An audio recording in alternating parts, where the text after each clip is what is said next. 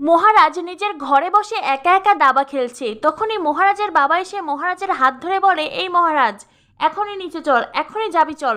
মহারাজ বলে, কেন বাবা, কি হয়েছে, কিছু হয়েছে কি? মহারাজের বাবা বলেন, এই বাড়িতে কোনো কিছু হওয়ার বাকি আছে? তুই এখনই চল, নয়তো লঙ্কা কাণ্ড হয়ে যাবে। এরপরেই মহারাজের বাবা মহারাজকে সমস্ত ঘটনা খুলে বলে। আর এদিকে পূজা তো লঙ্কা বেটেই যাচ্ছে। পূর্ণিমা মনে মনে ভাবতে থাকে, খুব বেশি বাড়াবাড়ি করে ফেললাম না তো? তবে অনেক জেদ আছে মেয়েটার। তখনই সেখানে মহারাজ এসে পূজার হাত ধরে। মহারাজ পূজাকে বলে, আপনি এই সমস্ত কি করছেন? হ্যাঁ, কি করছেন এই সমস্ত কিছু?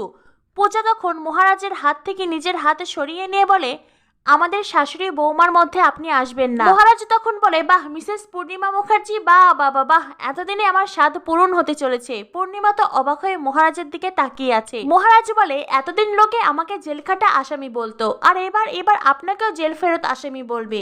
আপনি যেভাবে বধূ নির্যাতন করছেন, এটা কিন্তু অনেক সেন্সিটিভ কেস। আপনি কি টিভি, বিভিন্ন পেপার পত্রিকায় দেখেন না? এই ধরুন, পূজারিনী যদি এখন গিয়ে পুলিশের কাছে বলে আমার শাশুড়ি আমাকে এইভাবে টর্চার করছে, তখন কি হবে? তখন কিন্তু পুলিশ আপনার হাতে হারিকেন ধরিয়ে দেবে। পূর্ণিমা বলে, আমি ওকে এই সমস্ত কিছু করতে বলিনি, ও যা করছে নিজের ইচ্ছেতেই করছে। বিশ্বাস না হলে তোর ঠাম্মির থেকে শুনে নে।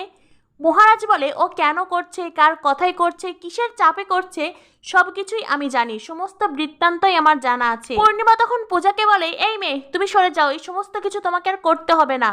পূজা বলে, না, আমি যখন কথা দিয়েছি আমার কথার একটা দাম আছে, আমি আমার কাজ শেষ করেই যাব। মহারাজ হাততালি দিয়ে বলে, বাহ বাবা বাহ, কি জেদ, কি জেদ, একেবারে নিজের ক্ষতি করা জেদ। পূজা বলে, দেখুন, আপনি আমাকে নিয়ে কোনো ব্যঙ্গ করবেন না, আমি কিন্তু ব্যঙ্গ করার পাত্রী নই, আমি আপনার বিবাহিতা স্ত্রী। আপনিই তো গতকাল বলেছিলেন, ভুলে গেছেন?